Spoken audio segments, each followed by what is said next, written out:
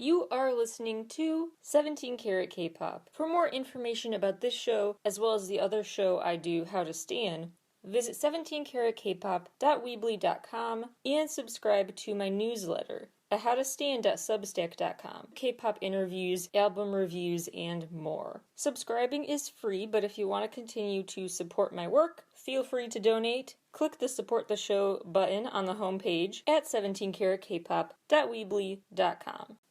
Hello everybody! Welcome back to 17 Carat K-Pop. Today we are going to further dive into 17's discography and music video universe.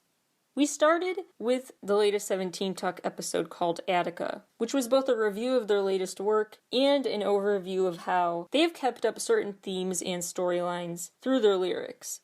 Today we're going to talk about other layers that come together to tell their story. Starting back from the beginning, what patterns have I found in the characters, their dynamics with each other, the ways they've used choreography, lighting, the camera angle, symbols, props, costumes, outfits, backgrounds, every detail you can think of in putting on a performance visually, they've thought of that detail.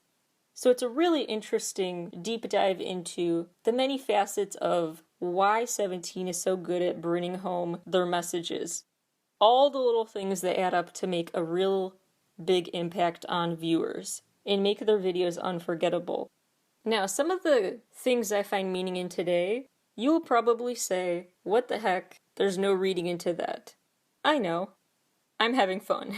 Some of it I do think I'm reaching. But some of it I do think genuinely was the deeper meaning they meant to convey. And regardless of intent, the impact is what I'm covering today, about how me personally, how I see their catalog, and the ways that, whether intentional or not, their creative choices have crafted a certain narrative, a very specific, irreplaceable tone to their storytelling. So let's indulge in theories now. We're going to look at the text and signs that are in their music videos. Left and Right has a ton of those messages. Not just the early bird gets the worm and other tried and true phrases, but also don't let that bigger early bird catches the worm sign distract you from the youth can change everything sign. Two big things 17's discography is always driving home: the power of love and the power of youth. Youthfulness, your inner child, that sort of thing. Then there's the brick wall in that same video that says do your best on it. But the phrase, but maybe not sometimes, is written on it at the end of the video. And the whole theme of the following release, semicolon, that used the same brick wall, but without the words on it, was that theme of pausing to take a break. Don't pressure yourself too much. Go at your own pace in life. No need to rush. So first the brick wall became this spot with the message, do your best. Then it said, but maybe not sometimes. And then the wall was scrubbed clean, like a clean slate, in the home run video. Now there were still obstacles. You could say the wall represents because SQ crashed into it with his car, but you get what I mean. It was just a little preview, it seems, at the slow down and go easy on yourself message to come. Also worth noting, there's a small armchair left under the 1. So when the wall says maybe not sometimes, the I in sometimes is replaced with the number 1. And that is directly above where the little seat is placed. I feel like there's something intentional about that. It kind of reinforces the message of go your own pace and there will be a spot waiting for you when you get back. Don't worry about it. The 1 is maybe there just to reference the 1 in 17, I don't know. But it just seemed notable. Speaking of home run, there are several newspapers where if you pause real quick, screenshot and zoom in, you find out a ton of interesting tidbits. One of the papers they've called the Now Times, with the heading saying The Missing Diamond. And the cover story is about Mingyu and Junhan, who are the thieves in this video. What I really like about this issue is that it does say it was published September 17th, this paper, 1926. I know what the 17 is for. The 1926 maybe we should look into. So set that aside for now though. I like how this issue, the Now Times, says, "Ale the news that's fit to print." A spoof of the New York Times' slogan, "All the news that's fit to print." But here it looks like it says ale, the news. I just thought that was a funny alteration. A different newspaper in that video is called Weekly Diamond News, with more articles about the missing diamond. That newspaper is dated October. I could not make out this specific date. But it's interesting, this storyline was going on at least a month. And given the capability, or lack thereof, of catching Mingyu and Junhan right under their noses, I'm not surprised this investigation would be a very drawn-out story. Here's something I really need you to put a pin in for later. The picture on this issue of Weekly Diamond News is of a hand holding the diamond, and the hand of whoever stole the diamond has a ring on it. So hold that thought. Whoever took it has the ring. Also notable in that video, the marquee outside of the cinema reads, "Since May 26, 2015, 17's debut date." That's a super cute detail.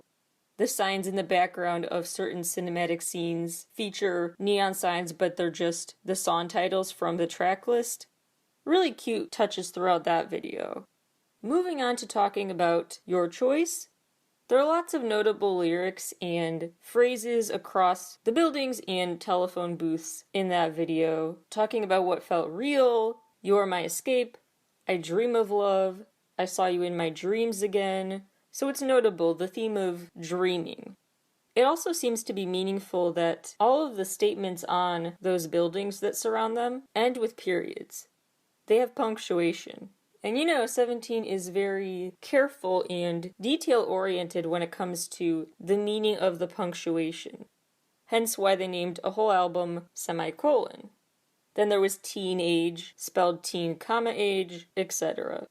This similarly seems intentional. Full stop, "You are my escape." Full stop, "I dream of love." These are their bold, official declarations. No taking them back. In Attica, 3 notable pieces of text. One is that there are Attica road signs. Signs that say Attica seem to be a nod back to the left and right video and just a reminder, hey, keep an eye on the signs in the background of 17 videos. They could be telling you something. Then there's the word boyhood on the screen at the beginning of the teaser video. Which makes sense because they're going off of that theme of youth, and it's almost a full circle moment from their debut, from their boyhood days to growing up and feeling like they're ready to fall into a deep love. Lastly, June wears a t-shirt. During the Attica comeback, he wore a shirt that said, "To love yourself is a long life." And that was really cool because as much as they are talking about a relationship, a romance they want, they also throw in there a reminder to love yourself too. As for the numbers they use, obviously the number 17 comes up in their videos a lot. Some numbers that I noted that may mean nothing but might be worth filing away in your memory for later, might have some significance I'm missing, are the countdown clock in Fear that Joshua is in front of gives him 40 minutes. Then there is a wall behind June in Happy Ending with the number 21 on it. 21 and 40, do those numbers mean anything to you? Let me know. Then there's Woozy in Ready to Love, who is by, on the wall, these numbers, 30, 32, 41, 50. Those add up to 153. Text lingo for I Adore You. Cute both because their debut single was Adore You, and the song is all about being ready to love. Next big category to pay attention to. The lighting. Even the lighting in their scenes helps emphasize 17's storytelling in their videos. There are spotlights in the video for highlights that turn yellow and move as the members do. Spotlights are the sole source of light again in my eye. The first scene in Hit is this pitch black room with just illuminated curtains. There's a sole spotlight on Wonwoo in the Trauma video as he holds up this umbrella and rain pours down, but just on him specifically. There's a similar single spotlight that shines on Mingyu in this pitch black environment in Falling Flower where he looks up and instead of an earlier position Wonwoo was in where he stood in that spotlight and got rained on by a downpour, Mingyu is rained on just by some gentle red flower petals. In Ready to Love, The traffic light starts out green, but then in a later group scene, it's yellow. Then it goes back to green, then yellow. It's an interesting back and forth. Like the members are ready to love, but still they keep hesitating. And then there's Home, which features basically enough lamps to fill a TJ Maxx or something. Lights everywhere. Lamps of all sizes, overhead lights, all of it. Because they are home. They're bringing home that message of this warm, bright, welcoming environment.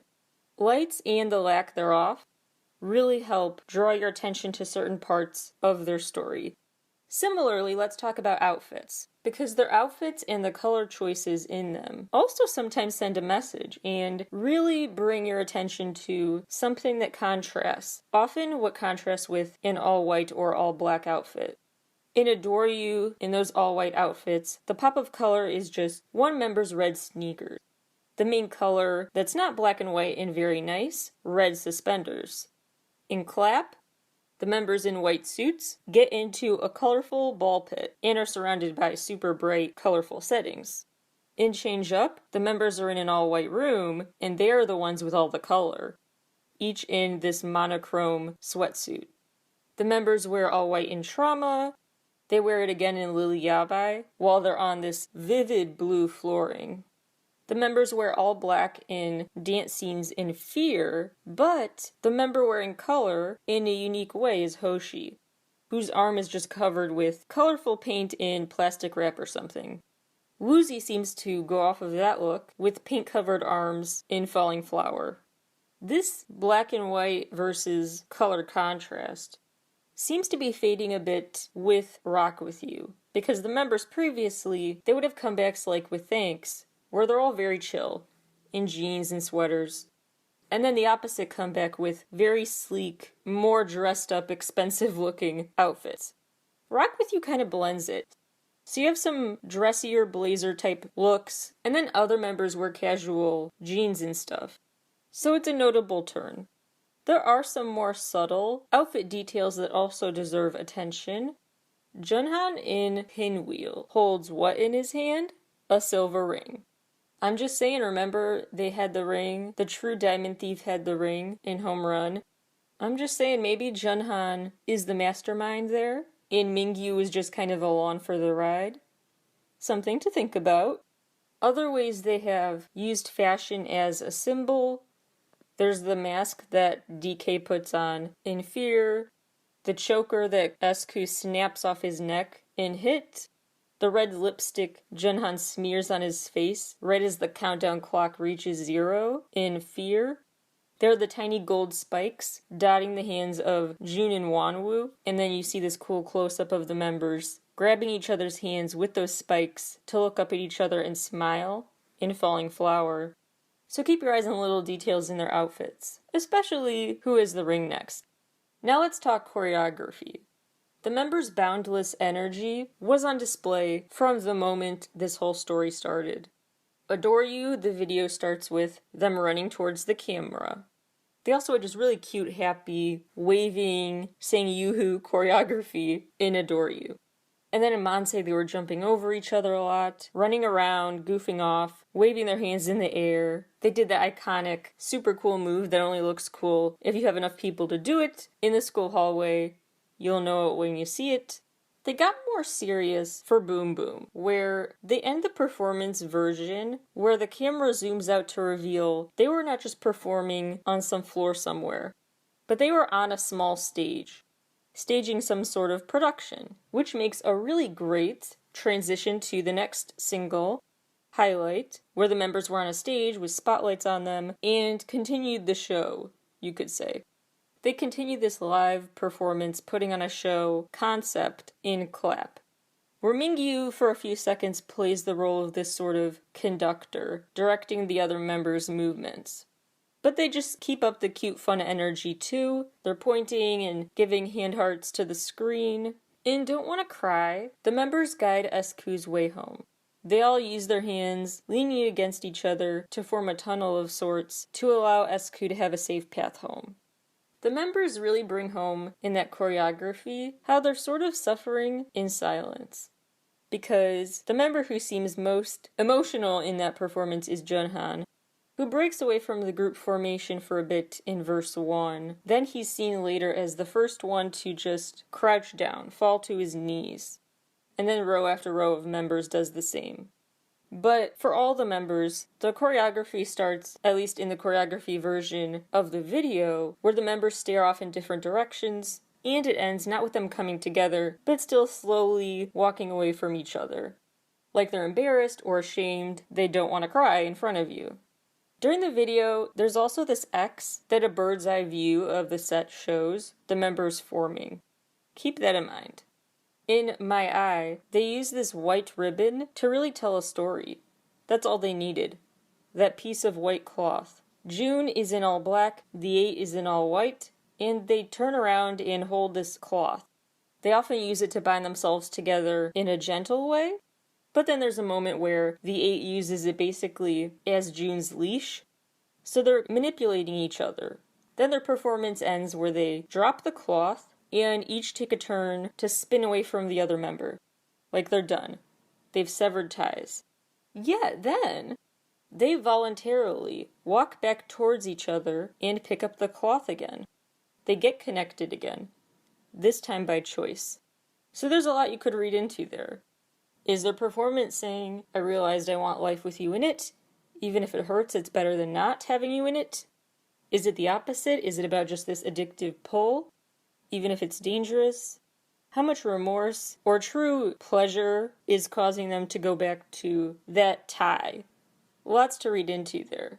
There are some cute nods to previous videos again in Oh My, where there was this Cupid shooting an arrow style dance move, reminding me of all the finger hearts in previous videos. They kept the cuteness coming too, with this interesting performance in an X formation, just like they did in the much more somber Don't Wanna Cry. The light affects what the members do in Our Dawn is Hotter Than Day, where the left and right colors change and flash as they move. Then the members break into two groups and go to each side of the room, but later on they both go back towards each other. They end with them all with their backs turned to the camera, staring at a green light. They start the video, for a second or two maybe glancing at the left, but mostly they start facing right. When the light is green, and then they all move to face left. The lights and choreography continue to work together to help them tell their story in Getting Closer, where the blinking overhead lights really emphasize what their movements are doing. This losing control, not in control of your movements feeling. June gets a point in that choreography where he's kind of the conductor, the puppeteer controlling what they do. The members are gripping at their throats as if choking or clutched by this evil force. They're kind of zombie walking, static and odd movements. This sense of being paralyzed with fear, or just losing control period, is really, the ante is upped with the lighting and stuff. It's really well done. Home has a series of really tender moments between the members. Seungwon hugs Vernon from behind at one point while they have the streetlights nearby. A very lights will literally guide you home moment. Josh puts a hand on Junhan's shoulder, and that touch is immediately followed by the scene switching to one where all the members are together, staring out at this beautiful bright blue sky. The touch was all that was needed, and the members feel at peace and home. Falling Flower has such stunning choreography. This unraveling of a flower, like a flower is blossoming, formation that you see from an overhead view. There's also a lot of dancing with chains and ropes, pulling members apart or back together. The 8 and Hoshi have these things binding them together that they try to sever, but as they resist, they just end up hooking Wonwoo as well. His arm gets tangled up in the rope.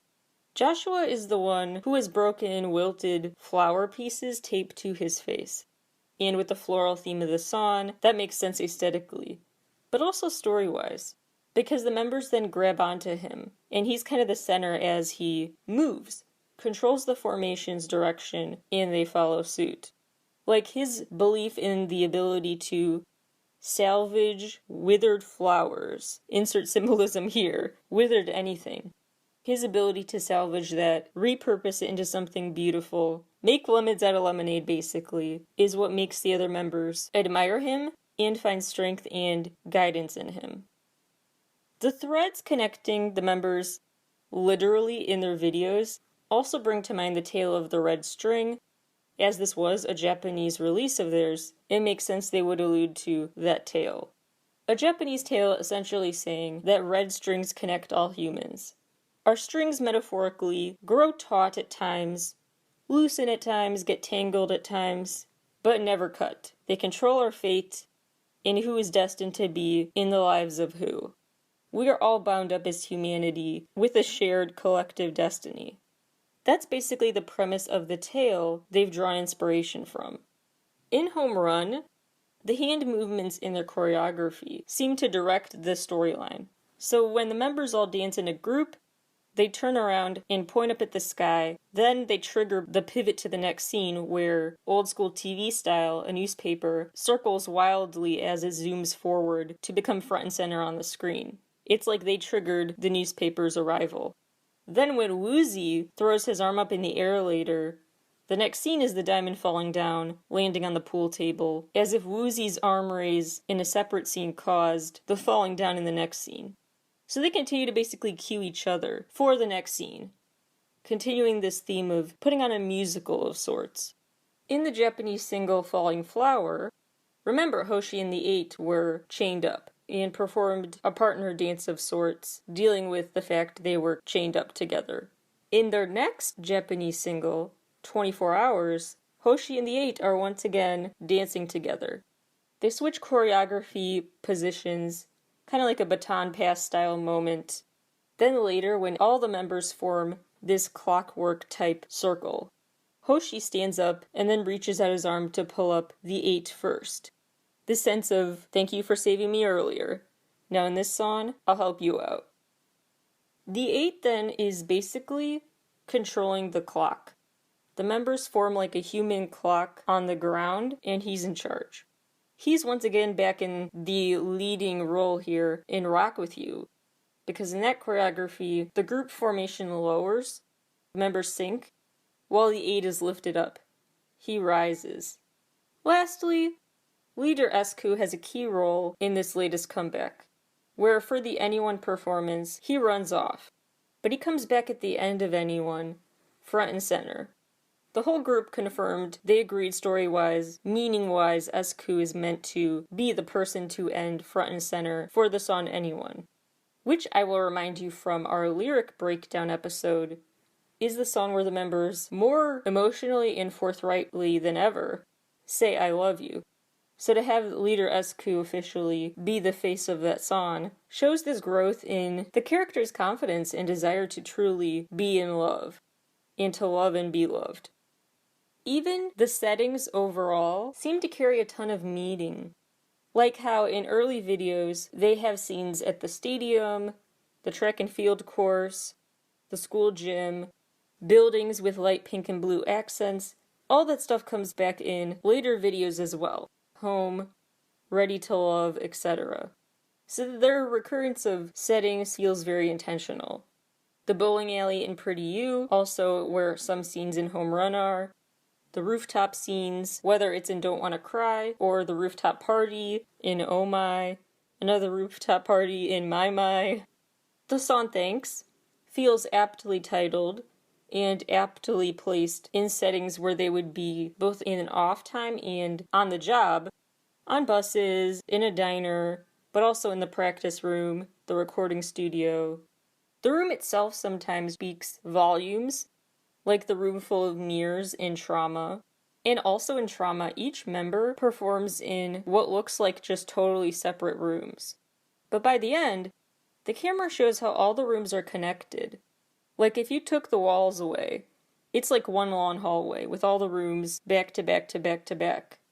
There's a similar sense of people realizing it was an artificial separation, a divider that didn't need to be there. The members realizing how close physically they truly are in Home, where there's a scene where the members are on what look like two sides of a big wide room, small white walls separating parts of them. So if you walk farther enough along, the wall stops and you can't see the other side.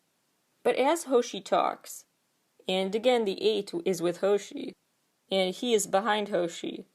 The two members walk, and as they walk forward, so does the wall. The white walls on their left and right surge and grow so that they take up the whole space. So the left and right sides of the room can no longer see each other. When Soonguan later on turns on the lights, we see everyone is back in the same room. We also see the members end up closer than you think to seeing each other, to reaching each other, metaphorically and literally, in Falling Flower, where Vernon is in his office watching a scene on a movie projector. So while he's in that dimmed lights office, watching the show, perhaps this 17 show within a show thing they're doing, so maybe he's watching the 17 show, but then he later gets up, and we see on the other side of the wall is Joshua's room. A room with busted walls, white threads being the only thing tying sides of the broken wall together. Rubble surrounds him. It looks like a tornado hit it. Let's talk symbols now. One of the big symbols is party supplies. Really going all out to put on a festive show and make the best of every moment. Clap away the small stuff as they sing. The rooftop party in Oh My, confetti blasts in Very Nice, and Clap, party prep in Pretty You, the B-Day party in Adore You and Not Alone, silver confetti in Hit, confetti in Happy Ending, along with a toast and a chandelier, the whole fancy dining table party setting. Balloons, giant balloons. But the most interesting use of party supplies is in Fear, which I did not expect to see there, where there's this really interesting structure. It's like this wheel with this metal hoop of sorts around it. This horizontal metal hula hoop type of ring around the structure, and tied to that hoop, it's lined with streamers. After thunder and lightning are shown, the structure of the ring is lowered to the ground, and the streamers rise tall above it. So when you would expect the whole party to be over, metaphorically that's not what happens, the party persists. There are a lot of sheets and curtains in their videos that seem notable. They started out in their videos with white curtains, but then blue became the staple. There's also this cute moment in the Oh My video, where the members sit under a blanket, a sheet, something like that, almost like it's a parachute game you'd play as a little kid. And that same goofing off under the sheet like it's a parachute is what Junhan does in Not Alone. Like he's harkening back to the Oh My days. It's also interesting that the character most frequently aligned with curtains behind him is Soonguan. He's got these curtains behind him and getting closer. He appears surrounded by dark curtains out of the blue in Falling Flower. And then suddenly, brighter, colorful curtains are above him in Ready to Love. The whole life cycle of a flower seems to be addressed by their work. Whether it's the wilted, end-of-their-life flowers like in Falling Flower, or the blooming ones that are just springing anew. They are all over their videos. Sunflowers are throughout getting closer. In one scene, all the members see them in front of them, but then later on, all the members abandon them. And Mingi walks over to the now empty table and is the lone member to hold up a sunflower. The flowers are smoking in Fear, and Vernon's basically inhaling it. Lots of ways to interpret that. In Happy Ending, the 8 looks like a literal ghost, fading away, only half there physically, when he holds a flower.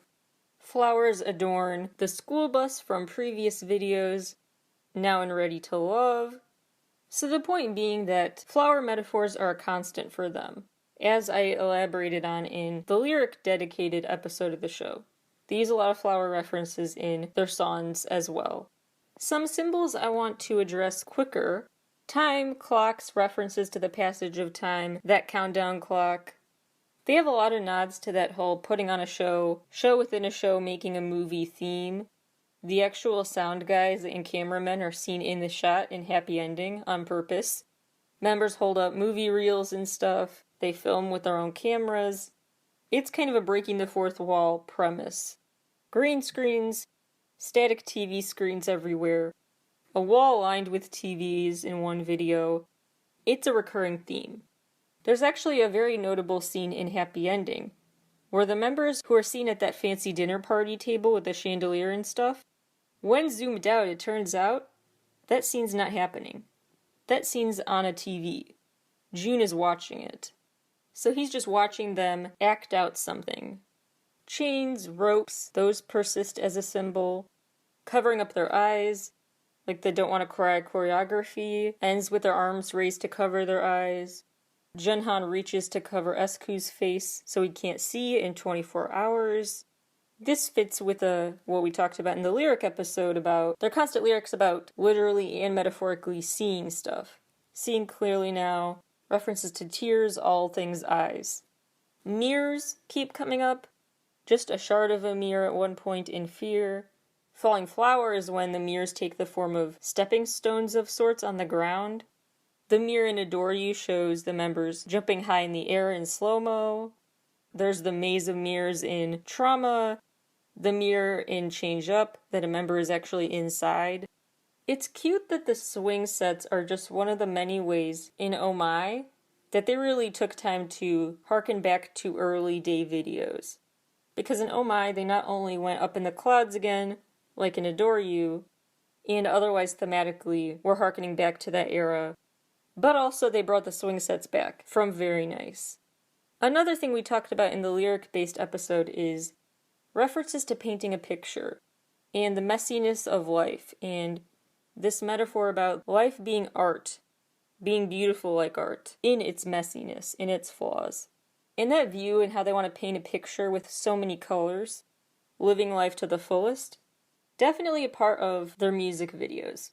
Whether it's spray painting the walls, like in Adore You and Pretty You, or it's paint just coating their arm, like in Fallen Flower, or it's painting a whole galaxy, like Junhan in Rock With You. This theme is very in the viewer's face. Sometimes literally, like in the Attica concept teaser video, when Junhan is painting directly on the screen that you're watching. The members also help each other see the colors bursting forth or ready to burst forth within them. Like in Clap, when Joshua paints on Mingyu directly. And later on, Mingyu is in a suit the exact same color as the paint that was being thrown on him. In Happy Ending, they brought back the boxing match theme from Adore You. They keep bringing back basketball hoops, basketball courts, school gyms. Trying to get a message to someone is also a recurring theme. A phone is a big part of the symbolism in Pinwheel, when Joshua just sits in the center of the road. The phone is obviously a big part of the video for the song called Call, Call, Call. And then there is the telephone booth in Your Choice, aka the Cosmo and Wanda cameo, where there's a green telephone booth that says Friends, and a pink one that says Love. And Mingyu decides to choose Love.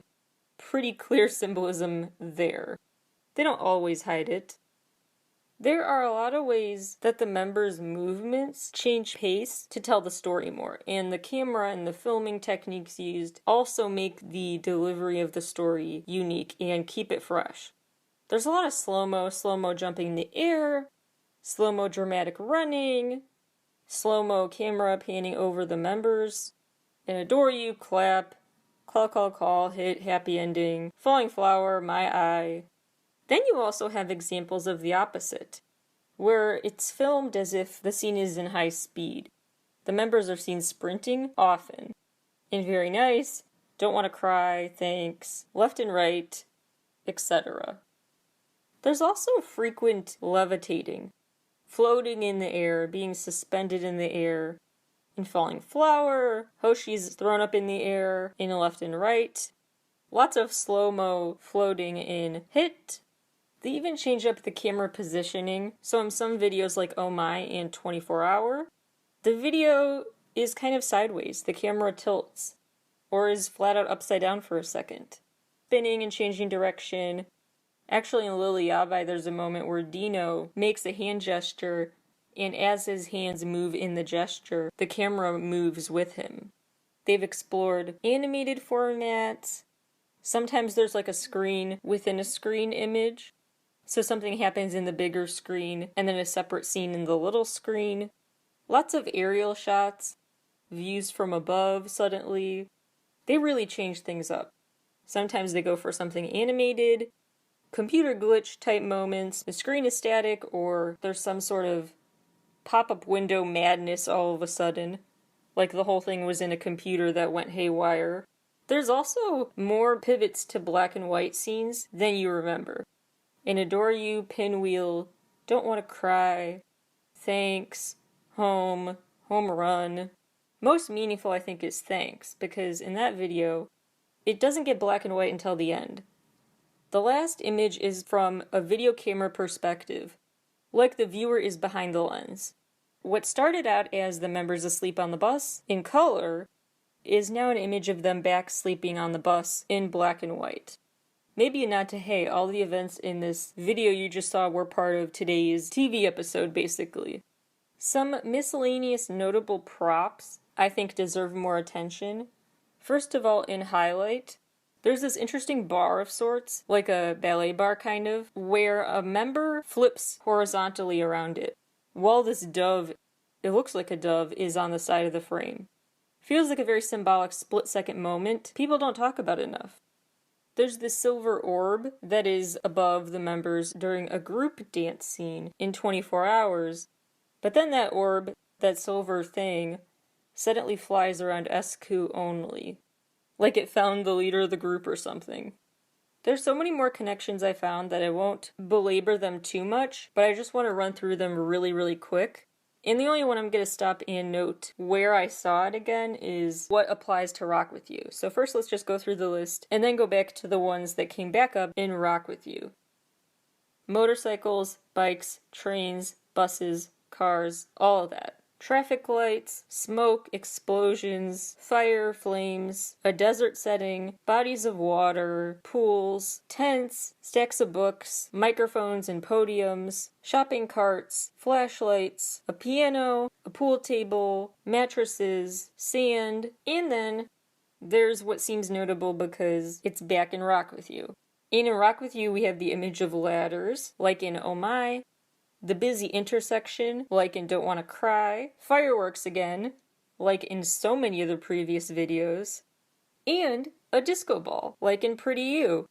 Feels like there were a lot of, some intentional, some not, nods back to previous releases again. So let's go back now and highlight a bunch of miscellaneous stuff I have not yet, character by character. Let's start with SQ. He's the leader, he's in charge, and he plays a pivotal role in a ton of these videos. He's the one who has both in Monse, Clap, and then the Power of Love Project teaser video, does that thing where he sets up the camera, jumps into the group shot just at the last second of the timer going off, that whole cute routine. He's also really in front and in charge in Clap. He's the one filming the first movie scene, I guess you could say, the movie within a movie they're working on. He's the one on the cover of this manual about how to make the video. He sits on the giant record player and change up. He's front and center at the end of anyone when everyone else has walked off by then. Everyone holds up their hands, lights his way home. We talked about that choreography before. He's the one who basically breaks his chain, breaks his choker at the last second and hit. He's the one in charge of the sound and stuff, the recording equipment in Happy Ending and Rock With You.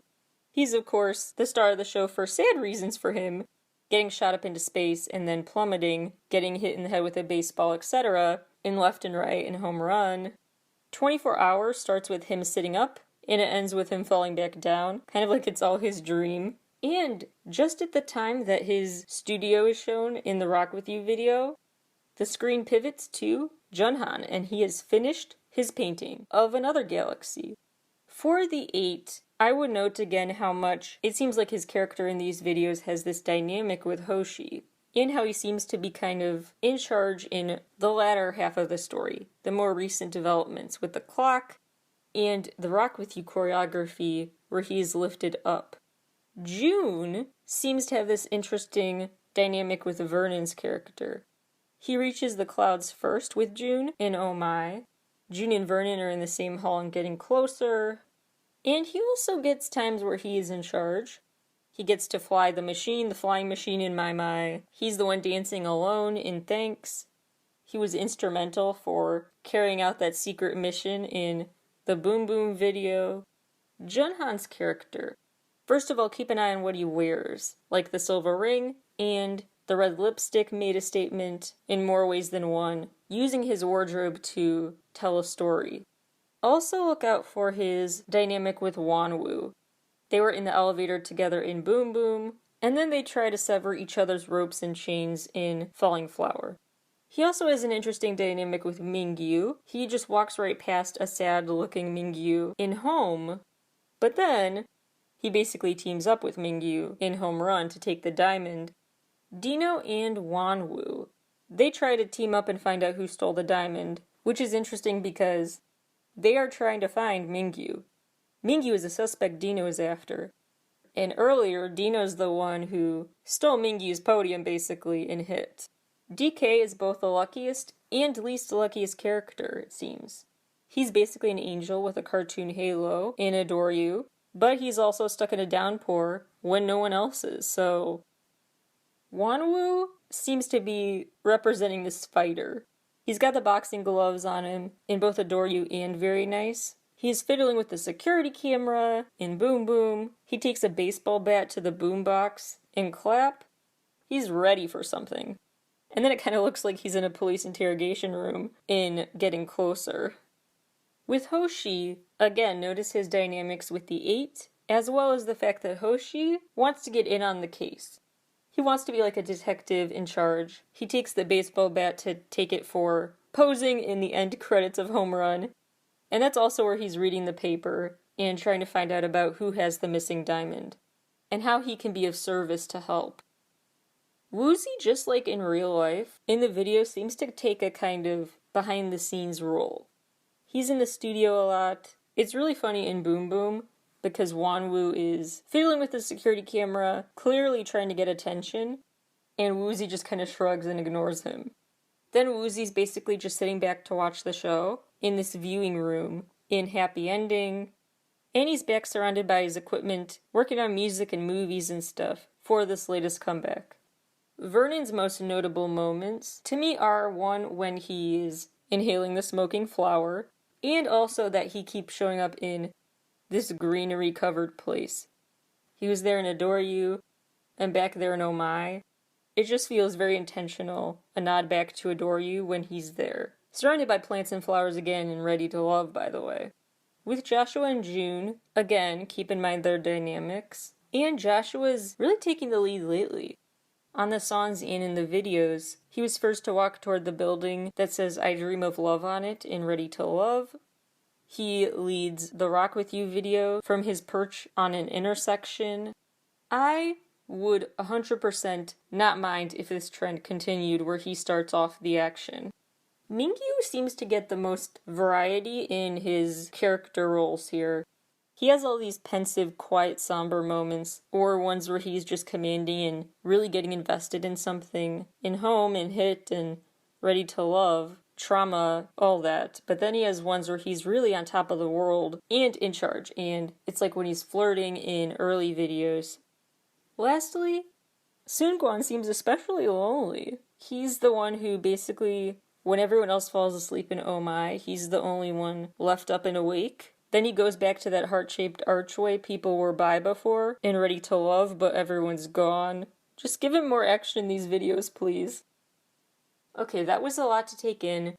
To get more fleshed out, probably better articulated summaries about what all this means and what it all comes together to say about their storytelling, stay tuned to my newsletter at howtostand.substack.com and keep checking out the 17 page on 17caratkpop.weebly.com for my upcoming essays in my series. And up right now you can read the first two, exploring the meaning of 17's work. Thank you all for listening today, and I will talk to you about a broad variety of artists, catch you up on the latest news in the world of K-pop and beyond very soon, so stay tuned. Thank you all for listening, and I'll talk to you guys again very soon. Bye!